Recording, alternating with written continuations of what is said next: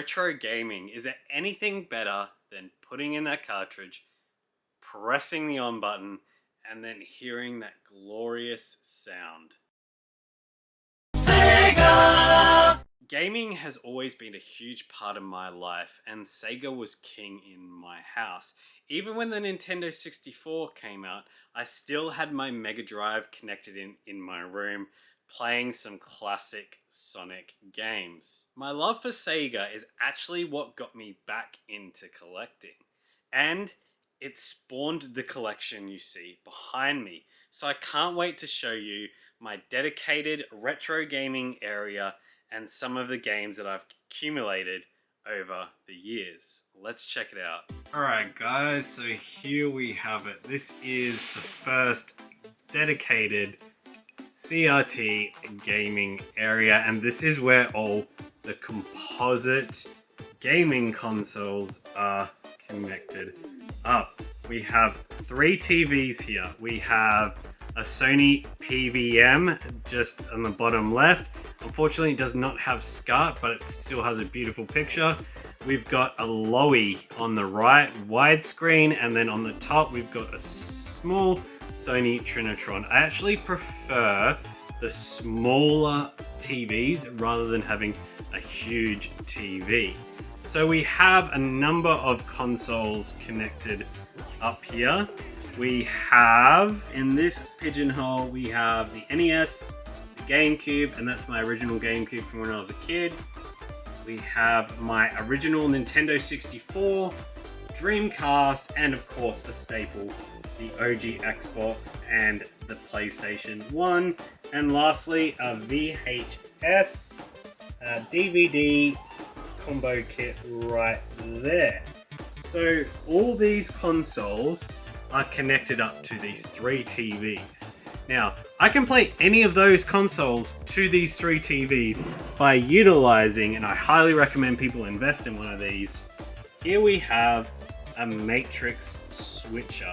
And basically what this thing is it's a multi-in, multi-out. So you can have 8 inputs going into it and to 8 outputs. So you can have 8 consoles going into 8 different TVs. So as you can see, this is an 8x8 AV matrix switcher by ShinyBox. This is the SBS548. It is absolutely fantastic and I love it to bits. It's made my life so much easier than having to switching out cables. Above that, we just had, these were a gift for Christmas from my brother and sister-in-law, which I love. We've got the Zelda, and then we've got the Mario Bros print, and then this was a custom work, which I love, sewing Supersonic and regular Sonic, like kind of slashed down the middle. And then we have this Sonic the Hedgehog. This is from the movie, from a giant standee. I actually jumped in a trash compactor to save this. Not one of my smartest of moments, but I'm alive and it was worth it. So next to that, this area will change, but basically this has just got some of my pop culture favorite items and also a dedicated Sonic the Hedgehog area. This thing here is super weird without knocking things over. So this is, all these Disney things that you see here, they were from a Sega Amusements in Japan. But this one I find really weird because it looks like he's holding something very phallic. I don't know what they were thinking when they designed that. It is super weird. So yeah. We've got the old school Famicom with the Famicom disk system, which is working. I changed the belt on that. The old school 2600. And then for display, we've got a Sega CD and a Japanese Mega Drive. These two don't go together, but they're just for display, so they say that. And one of my friends bought me back this cool little thing from Japan, which I absolutely love. It comes from, what is it, the Gunbot? Oh, I forgot the name. These are just some of the Sonic collectibles I've collected over the years. So these are, what do they come in? The Tatakus. This is an old McDonald's toy. This here is from Loot Crate. This is an old school Mortal Kombat 2 wallet that was a promotional item when the game launched. We have the Sonic the Hedgehog Spinball Lifesavers promo hat, which was a mail away for a Lifesavers Sonic the Hedgehog Sonic Spinball collab that went on in the 90s. This here is pretty sweet too. I do love this. This is a Sonic the Hedgehog 2 promo watch original. I just need to change the battery in it. Some more random stuff, and then this here, oh shit, that's about to go. And then we have a Sonic the Hedgehog. This is a coin that was, it's a Japanese coin that was a part of the, I've just got to get it in frame, where are we? So the 1993 Sega Championship. So a reseller found that, and I did a swap for him, and I love it. So, and then we've got the Master System rental case, which was a random find on Facebook Marketplace. Some more Sonic stuff, Goosebumps. I think this is in my, oh, I've been looking for this. That's where you are. The one I modded, my Master System 2, Goosebumps. Some random cases, including a Genesis box and some bags. This bag is pretty cool. This is a Hook. The 1990, what was it, 1991 movie starring Robin Williams. It's a little bag. Somebody found this in an op shop and just brought it to me in work, said, hey, this looks like something you're interested in. Very glad they did that. I think Ash Evil Dead standee, it looks like he's cutting through the actual vines, which is awesome. I picked that up for 20 bucks and it looks great. I would swap it for another one, like maybe a Zelda one or a Sonic one, but it looks good there for now. And then we've got a Sega sign, which was another gift. This TV, oh my god, I'm so sad. The power supply blew literally a few days before shooting this, but the picture on this is absolutely amazing. I will get it fixed. And then we have another Sony Trinitron PVM with a couple of items displayed above it. I love Streets of Rage. So these are SCART TVs. So all these systems are connected up via SCART. We've got the Tower of Power, Sega Saturn, the Master System, the Super Nintendo, and then the Power Region, Mega Drive 2 and Mega CD, and a PlayStation 2. These are also connected up with another Matrix switcher, another shiny box, but this one is a SCART switcher, which is 6 in, 2 out, and it works so damn well. I'll do a video on setting all this stuff up at a later date. So that's the dedicated retro gaming area. Now I'll go through some of this area behind, which showcases some of the games that Beck and I have collected over the years. Most of this stuff is mine, but there's a couple of Beck's little gems in there. So let's check it out, shall we? I think there's gonna be some big changes to this area in the future. I'm not too happy with it, and I'm actually going to do a video because I'm pretty much going to change a lot of the things in this room. A lot of the things here are just thrown in haphazardly to fill in space without too much care given to it. If you guys have heard of this game, oh my god, this is probably the most adult game on the Nintendo Switch. This will be a hard to find game later on. If you're into adult games, just look this up. This is called Waifu Uncovered. So we do have a few Switch games. I don't really care to go through them with you guys. Switch is a very popular platform and most of these games are fairly stock standard. So I'm just going to do a quick rush through of some of the games in here. Some things that were specific to certain regions. We've got this steelbook for Super Mario 3D World. We've got the ones for The Legend of Zelda. And there was also one that we got for Luigi's Mansion, which actually glows in the dark. Super cool. Into the retro Nintendo. Now, you guys may hate me, but I think I'm going to sell all my box games. Do you think that's a bad idea? Let me know in the comments below. But like the NES, I do love some of the games on the NES, but Mega Drive and Master System were big in my house. So these collections are fairly small. For the Super Nintendo, and the NES, as I did not play it much as a kid, other than when going to friends' houses. So, but when we get into the Nintendo 64, most of these are mine from when I was a kid. The Nintendo 64 was the first Nintendo system that we bought in our house, and these are all pretty much mine from my childhood. So I do not really want to sell those because they're nostalgia for me. And then I'm just showcasing some of the collector's editions here for the Switch, and some loose carts for I can't find the boxes for these games. I don't know where I put them.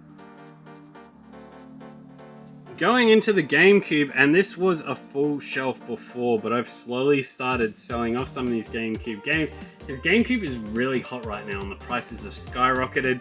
So when I buy things, new things for the collection, I cycle things out. I try to keep my collection, or our collection, in flux all the time to stop it stagnating. And then we've just got some Wii U games. Wii U is a very underrated system, and I highly recommend you check it out. And it's going to be very collectible in the future. And these are just some things that need to be sorted out down here. The Xbox section is probably the area that will grow the most because I do love Xbox, and Xbox is my preferred platform of choice. From the original Xbox, Xbox 360, Xbox One, and now the Series console, it is my gaming console of choice, and I love the consoles. So this area will grow. I'm going to just try to change how I display things. These are double deep, but I really hate showing... I don't know how you guys feel, but I don't think spines is a very good way to display games. I would love to be able to face games out like this and then have multiple games displayed. Do you guys know a way I can do that? Let me know in the comments below, because I would rather have fewer games displayed nicely than all these spines. Alright guys, and as I said, Sega was king in my house, and it's probably the biggest retro consoles that I collect for are the Sega consoles. I have most of the games I want. We've got 2 bookcases that are just filled with Sega games, but we also have overflow of Sega games down there. And along the top, we've got some of the boxed consoles I got. I don't know if you guys know this, but like when the Master System first launched, the cables came out the side. After the first system launched, they actually revised that quite quickly and moved these cables to the back. So this is from memory, the only console release that had the consoles coming out of the sides, and also it had a joystick in here as well on the D-pad. Very, very strange that they changed it, but I do understand. So this is all the boxed consoles I have collected over the years, from the Mega Drive and the Master System, and you'll also see some Saturn stuff as well. So I do love it, but I'm probably going to have to downsize some of this. Is there any point having multiple console box variations, or I'm better like selling it to somebody else? What do you guys think? Part of me is like, Sega's my first love, so I want to keep as many variants as I can. But part of me is like, hey, you only need the one, sell it. Let's go into the Master System. I'll give you guys a quick showcase of some of the Master System games I have. I'll probably do smaller videos that are a deep dive into the individual consoles at a later date, hence why I'm not highlighting games and everything like that. Probably if you're observant, you would have spotted a fair few rare ones. And then over here we have, so I'm in Australia, so we had the 32X, but these are the NTSC 32X games. I do collect Sega CD and 32X from the North American region because I feel that it's a fuller library and I like it better. I'm actually 5 away from a complete 32X collection, so hopefully I'll finish that by the end of, I'm not going to say this year, I'll say next year. And then we've just got, I'm just going to showcase some more games we've got. These are another Australian exclusive release. These we had the gold collection, and then we had the platinum collection, but we also had And one thing that is really hard to find and very collectible is these Sega double packs. These go for crazy money internationally. These ones I've probably paid the most, probably about $20 each, but some of these go, I think I have one. Where is the Master System one? Should be a Master System one somewhere. I am blind, I can't see it, but I do. Oh, this one. So this one probably is worth about 600 to 800, maybe more. So they do go for top money. Blue Spine Mega Drive, super sexy. I prefer them to the black ones. These are some of the games I've got. So yeah, and then obviously here, this is my corner of shame. Excuse, it's dark, you can't really see in this area. So yeah, here we have some overflow Sega games and other random bits and bobs, like this Resident Evil 5 bag, which is dope. Alright, and then on the other side of this, we have some pop displays and also some pop culture things. These are my Aliens toys from when I was a kid. I loved Aliens growing up. So here we have the Mantis Alien, the Gorilla Alien, and I forgot what that one's called. Was it called? I've forgotten. Was it? Yeah, Scorpion Alien, I think that one was. So, and then just some random collectibles. I love Injustice and I love Batman the Arkham series. And then Pops. I don't collect many Pops, but I love Back to the Future and Stranger Things. And then here we just have some media. I do collect VHS. I do need to sort through some of these because they do have mold, unfortunately. But it is what it is. So yeah, there we go. Alright guys, so there we have it. A little bit of an informal show through of the retro gaming area that you see behind me here, and some of the game that we've collected over the years. Now there's going to be changes coming forward, as I said previously, and I can't wait to, I'm going to do the incremental changes that I do, and I'm going to do small videos on them to keep you guys involved and to get feedback from you guys. So stay tuned for that. After this video, there's one more area to show you. We've got the contemporary area and the streaming area, which is probably where we spend most our time when we're in here together, Becca and I. I can't wait to show that to you. Did you like how I shot this? Or would you like me to shoot it a little bit differently? Or would you like a deep dive into some of the sections of this room? Let me know in the comments below. Until next time guys, stay tuned another couple of weeks for part 3 of the game room tour. Until next time guys, happy gaming.